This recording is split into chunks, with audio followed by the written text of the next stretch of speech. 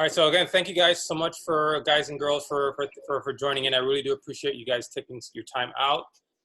So today we're going to spend most of the time really talking about dosing. So if I know, Alyssa, you said your husband may have some tanks, or your husband does have some tanks. So Ty, you kind of ran through a little bit in terms of like what you do, but Alyssa, if you do know, would you mind letting me know kind of like where you guys at with your dosing regimen? Hey, so I'm here right now. So we just started a new 20-gallon tank. I want to go mainly SPS, but I don't even know. Like, do I need the dose or just weekly water changes? I don't really know yet. And you said you have a 20-gallon? Yeah. Okay. And then Ty, you mentioned what you do. You're dosing about 60 mLs. What specific supplement are you using, Ty? So I'm mixing up the BRS Pharma 2-part. Okay. And then Andrew, what are you doing for your dosing?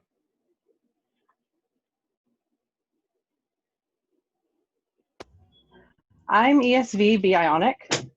Yeah, same here. And I absolutely love it. I don't get the one that you have to premix in the big jug because it's just too much for me. So I get the small, or not the small, but like the medium-sized ones that are already done. Shake it up and you're good. Yeah. Yeah. Understandable. Yeah. When I first started, that's what I was using because I didn't really like have that much of a demand. But now I have several tanks, so I always buy the bigger jugs and then just even though I don't need it as much, but in the long run, saves a couple bucks. So see, I hand dose. I don't even use a doser, so the small amount's fine because I don't have a lot of uptake either. That makes sense. Got Yeah. it. Okay, so then let's dive into it. So, when dosing your reef tank, I guess the first real step to understanding how to dose is testing your water parameters. So last month we had Danny from Kung Fu Corals go through basically the 5 parameters that you would like to check for, whether it be alkalinity, calcium, magnesium. Those are the main 3, and then you have phosphates and nitrates. And you can dose all those 5 major elements, and then you can also dose what's called your trace elements that will help, like your potassium, your iodine, those different supplementary type trace elements. You can also dose those as well. But the main 3 are alkalinity, magnesium, and calcium. And then, the other 2 that are also good are phosphates and nitrates. And so initially when you start your tank, and this will kind of go towards that 20-gallon, when you're first stocking your tank with corals and you test your water parameters, you'll get a basic reading. So what do you guys use for salt, if you don't mind me asking? Is it just Alyssa, and who's the other? What was your husband's name? Tanner. Okay, so yeah, what do you guys use for your salt? So I'm using the Red Sea Coral Pro. Okay. And do you know what the parameters it mixes to? I think it's like pretty high, right? It's like 8, like 11 or so DKA? Yeah, it says it mixes pretty high, but I don't think it's actually that high. But okay. I need to test again and see. Okay. Do you have any test kits that you can use? Yeah, I bought all the Hannah checkers, so okay, nice. I need to start using those. But I've just been doing water changes to start, and everything's been going good. But yeah, I know I need to test. I've just been busy with work, Yeah, understood. Same here.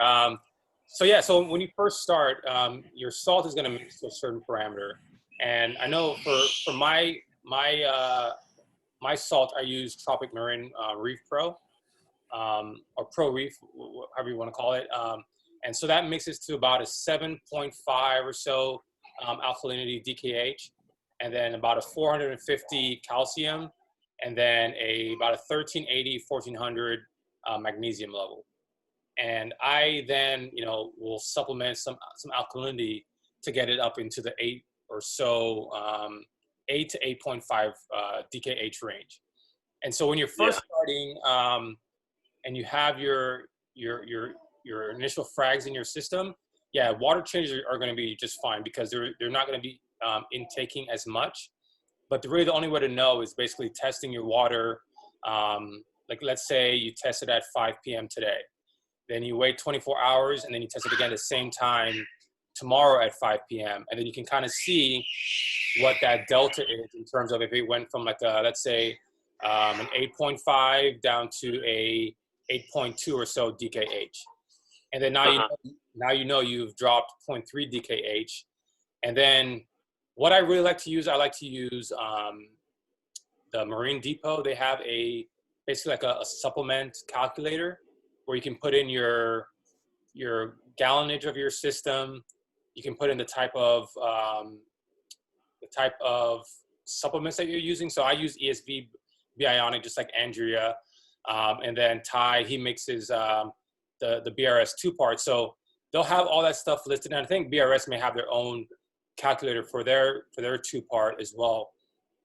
But what you're doing is you'll input those values and then it'll spit out.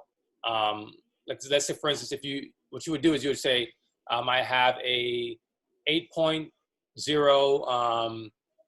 DKH and I want to get it to like 8.3 because you have that 8.3. Oh yeah, so you have that 0.3 drop in your DKH from those 24 hours.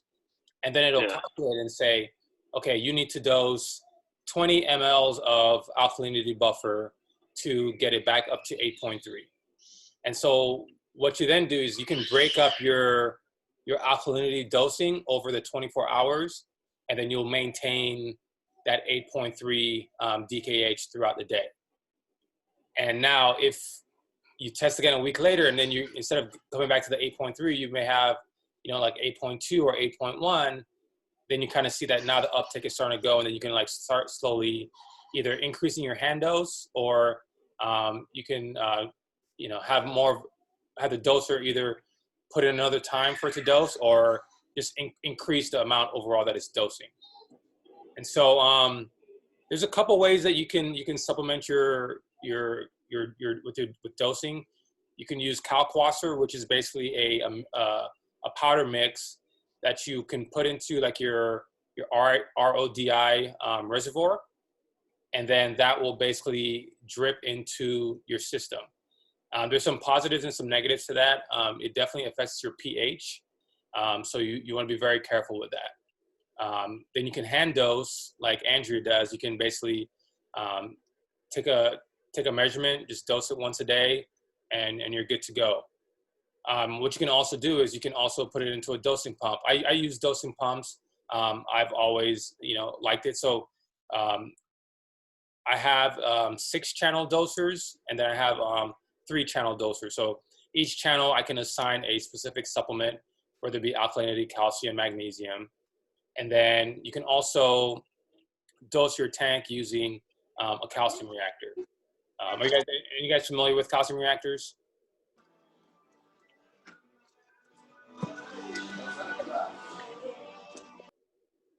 Andrea, you are? Do you use have you ever used a calcium reactor, Andrea? Oh, no. I don't need to go that far yet. I don't have that much demand, and they scare me, to be completely honest. Yeah.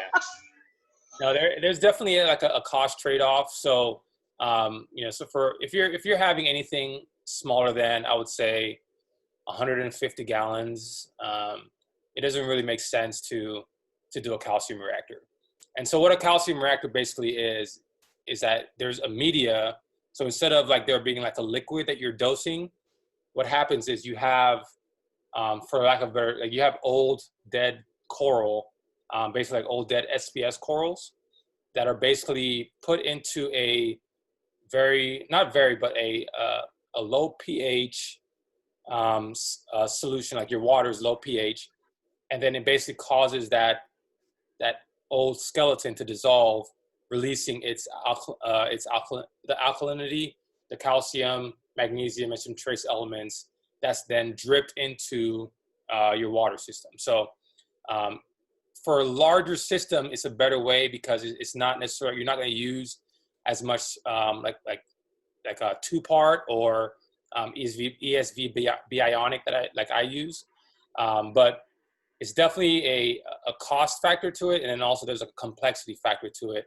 where you're going to want to check your pH because it can definitely lower your pH because of the solution that it needs to keep that media in, so they can break down the media and have something to drip into your tank. So, I mean, those are the main ways that you can dose your system. Again, you can hand dose. You can put it into your RODI reservoir, like something like a kalkwasser, and you can use a dosing pump, and then you can also use a calcium reactor.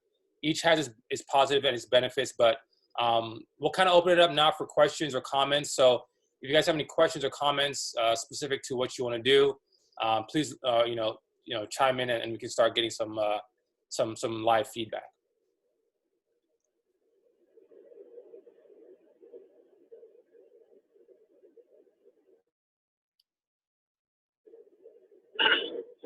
Yeah, so the kalkwasser, I tried that on my old tank. I had a tank like a year or two ago. Okay. I tried that, but it was just kind of messy. You know, I didn't like it that much. So I was thinking about hand dosing for this new tank, because I was looking at dosing pumps, and like I don't know what brand y'all use, but like I was just reading reviews, and I don't know, they all seem kind of like hit or miss. So Yeah, there's a lot of like imitation dosing pumps. So when I first bought my dosing pump, I went cheap and I bought a Jabo dosing pump, and it was basically a knockoff of a ATI dosing pump.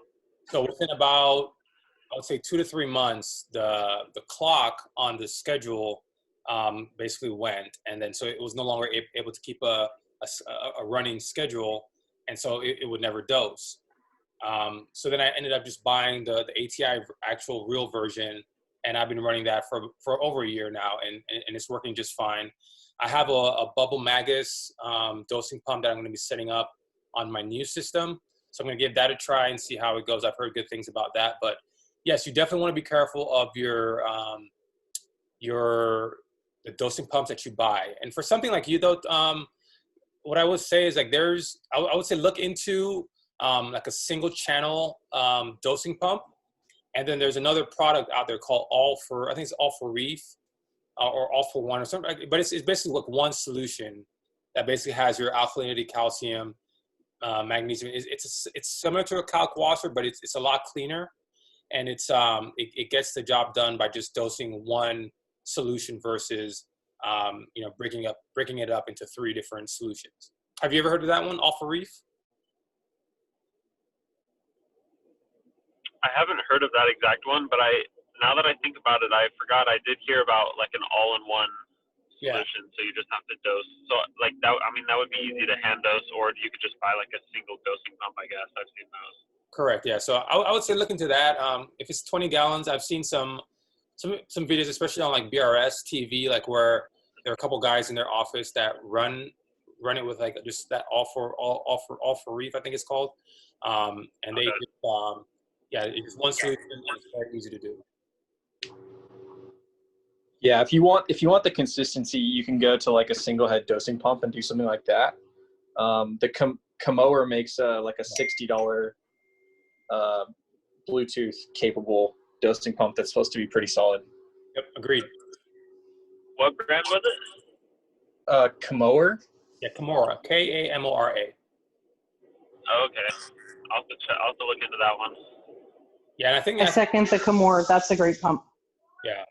And Okay, cool. I think it might be modular too, like where you can add on as you go. You can maybe add on like other pump heads, but they definitely sell it as a single channel. But I think you can add. I think it's stackable.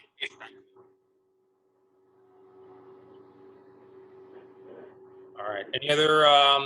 Any other questions about specific dosing regimens or water parameters or anything for that matter? We can open it up to other questions as well. I had a quick question. Yes, sir. For the Alpha Reef, are you able to maybe even dose that into your like RO reservoir to just top it off, or is that kind of not too smart because RO keeps going in whenever your tank's low? So for Alpha Reef, you're going to want to dose that directly into either your sump or your display, because what's going to happen is, like for instance, for kalkwasser, the reason why you can put it into your RODI reservoir is because you're mixing an entire solution, and so you're going to have a consistent dosing, a consistent dosage as it fills off what's evaporated. For the Okay. if you dose it into your RODI reservoir, what's going to happen is you're going to basically make it so diluted that when it doses or when it refills from the reservoir, you're not going to get any benefit from it. So it's best to dose All-For-Reef straight into the system. So either your sump or your display. Okay, yeah, because I have just like a 32-gallon BioCube, and I haven't had a dose yet, but I've been looking into it. So, thank you. Oh, no problem. Any other questions?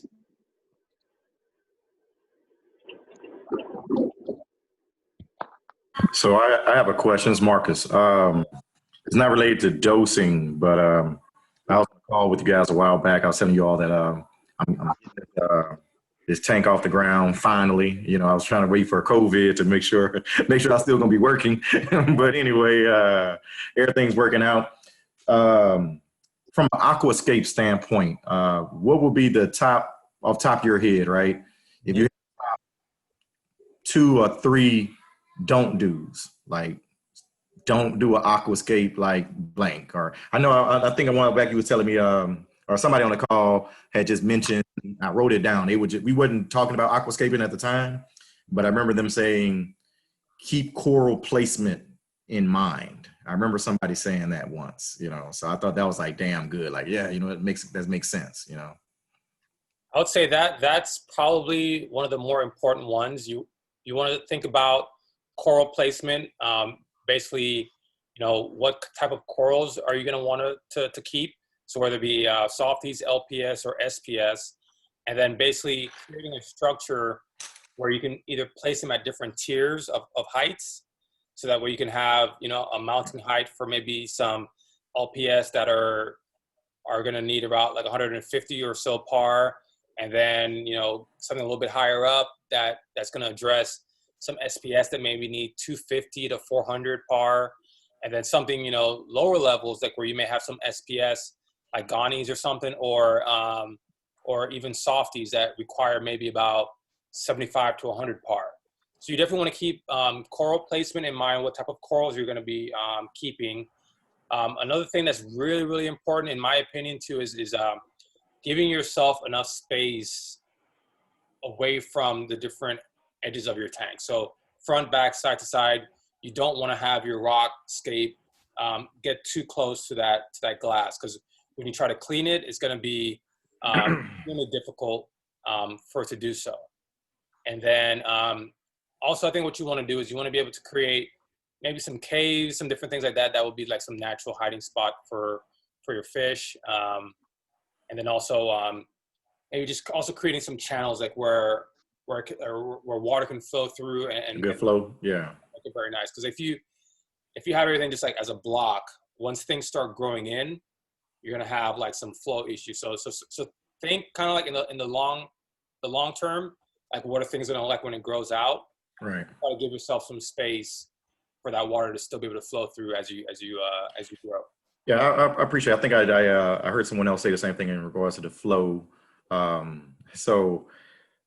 ended up getting upsold while I was at the LFS, right? You know, I was planning on going in there. I was looking at the Gripsy, was it the Life Rock, right? You know, I was gonna get, you know, and so I was like, hey, I'm just get some basic rocks. But then I get over there, they're like, oh, look at these shapes. So I ended up buying, you know, a box of the shapes. I still went and bought some of the other rocks. Yeah. But one of them, it has like a natural cave. But now that I'm looking at it, I'm like, I don't even really like it, but like I already bought it. So yeah. But no, it was typical, you know, I fell for it. It was, you know, it was upselling, you know, so, but I'm gonna make it work, you know, but yeah, so I'm hoping to, actually, I was gonna do it myself, but somebody turned me on to this guy that, you know, does setups and things like that. And so he came by, he answered every phone call, but now I'm like, hey, let's try and do it this week. And now he's not answering my phone calls. You need help with your setup of your system? Yeah. So he does maintenance and setups and things like that. And he was like, hey man, $100. I'll come over, you know, just pay for the water and blah, blah, blah. I mean, he actually wanted to do a whole entire turnkey and wanted to get all the substrate for me. Right. But I decided, no, let me just go and let me go and fall for being upsold and get home. So, but yeah, he was technically, like I said, I'm pretty confident I can do it myself. I got a buddy of mine always told me, hey, look, you know, he's been in this hobby for like over 15 years. And he's like, hey, look, you know, let me know. I'll come on over. But I was like, you know what? I'm gonna reach out to this guy. $100. I mean, you know, I've wasted $100 on things not as important, you know. But That's a good price. That's a good price. yeah, it's not. Yeah, I figured it wasn't bad. Plus, I know I got a kid rolling out of daycare finally, so it's like I got a little in my pocket again. And but yeah, but like I said, I'm like I'm looking at it like you guys can see it. But anyway, it's empty. But the aquascape, like I said, I think. Oh, and another thing too, you would suggest go ahead and epoxying everything, like, you know, as far as gluing the rocks, or. Yeah, it depends. I mean, like it's one of those things. Like if you're going to be doing some like crazy overhangs, like where you want to have like, you know, I think the kind of the craze right now is having this like this negative space aquascape, they call it. Yeah. And so those have very like intricate spaces, like where there's like almost like arms going in different directions, and where you really get like the depth, you know, front to back, side to side. So it looks cool. So those kinds of scapes, I would definitely recommend you putting some sort of like epoxy. Mostly there's like there's a Marco Rocks makes it. There's like almost like a cement that they use. Okay. That's really good as well. So definitely recommend that. But if you have like big blocks of like where you know you're nothing really like crazy fancy, I would just stack them, because then you can move them easier in the future. All right. Like I said, I'll get back with you guys, man, whenever it's all said and done, man. But like I said, I'm hoping, next, I'm going to give the guy at least a week and a half, you know, or maybe you can try and at least start getting the cycling going. So I'm looking forward to it, man. I'm so damn excited about this. So excited. Hey, Marcus. Yes, sir. What's up, man? I'm Ty. Hey, if I could offer some advice, man, look online and start saving some photos of people's tanks that you like and that you might want to model your own after, and then see if you can find if they have like their initial aquascape. That's something that really helped me out, was like seeing somebody's tank fully done is much different than like liking an aquascape. You know what I mean? Great point. Because like once you get corals in there and everything else, it'll change the look. So like I used to build my aquascapes where they were near the surface of the water, and I mean that doesn't do you any good when you go to put coral in the tank. It looks cool at first, but you know, so maybe my tip would just be find something that you really like or that you can draw inspiration from. Save that picture or those pictures. Yeah. I mean, you know, I just made a note of that, and I see somebody else, and I just know somebody in the chat said something about the how you pronounce this name with the sand. Yeah, Drama D. Yeah, Drama. Why don't you jump in here and explain that? It kind of goes into that negative space thing. Because that sand is what I bought. I did get that sand, so that makes me feel good. You there, Drama? Like he put himself on mute. You hear me? Yeah, we can hear you. Go ahead. Yeah, I was just saying, you know, you could use agonite sand with some coral glue to help fill in the cracks after you glue your rockscape and all that.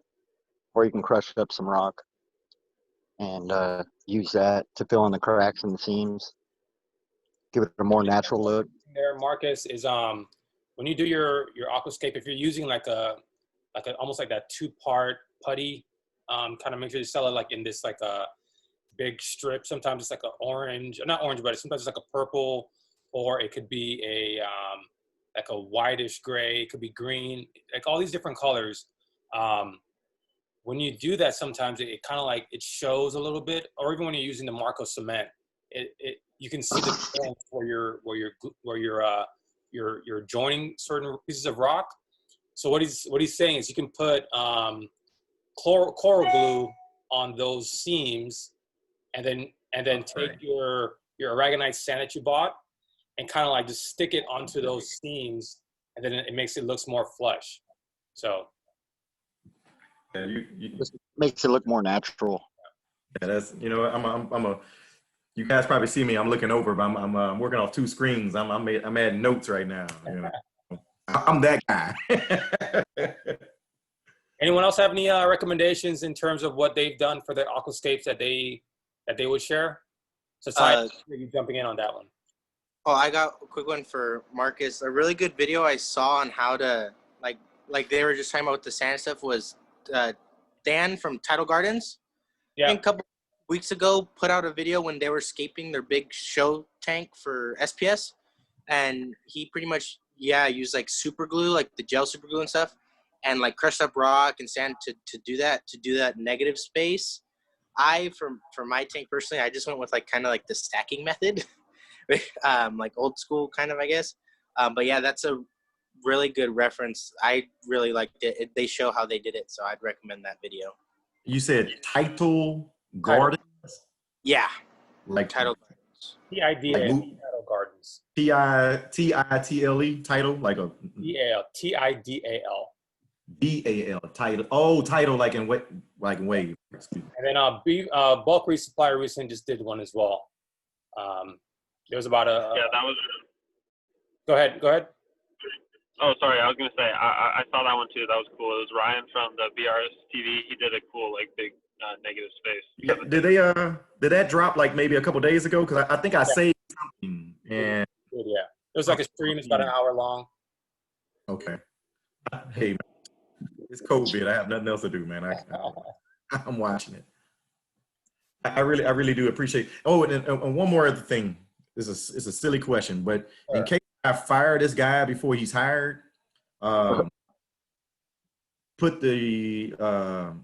place the rock in first, then fill it up with sand, or put the sand down, then put in the rock. I've seen people, if I remember right, they put the rock in first, then they fill the sand in by just throwing it and putting it in there. So which one?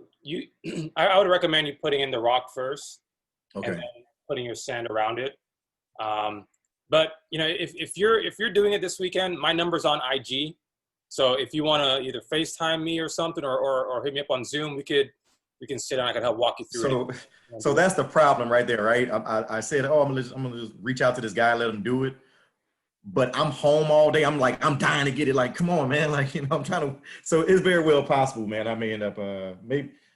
Well, hit me up if you wanna. If you need some pointers as you go through it. Just hit me up and I'll walk you through it. Okay. So not a big deal. Yeah, just like I said, give me a heads up and we can try to schedule something.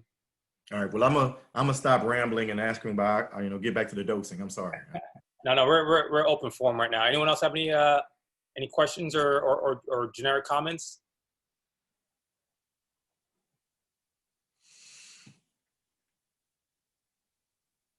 All right. So right now we have Alyssa, Drama D, Marcus, Andrea, Dominic, and Ty. So let me make sure I have everyone here.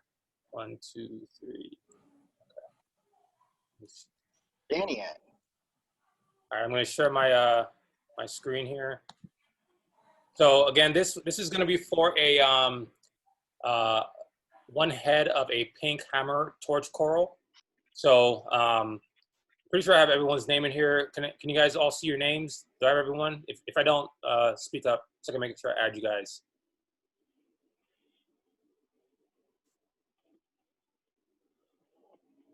Yeah, I think I have everyone. Oh, there we go. It's spinning. Let's see who. Awesome.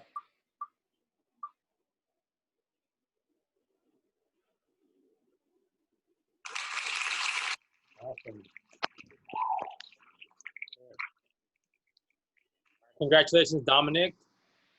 Do you follow me on IG by any chance? I follow you on Instagram. Okay, so shoot me a message and then I'll coordinate with Kung Fu Corals and we'll get that piece cut for you and we'll make sure you get that mailed out to you. Okay, sounds good. Are you local to San Diego by any chance? No, okay. I'm Central Valley. Okay, no worries. Yeah, so hit me up, shoot me a quick message, and then I'll work on getting that order shipped over to you. Okay, sounds good. Thank you. Oh, my pleasure.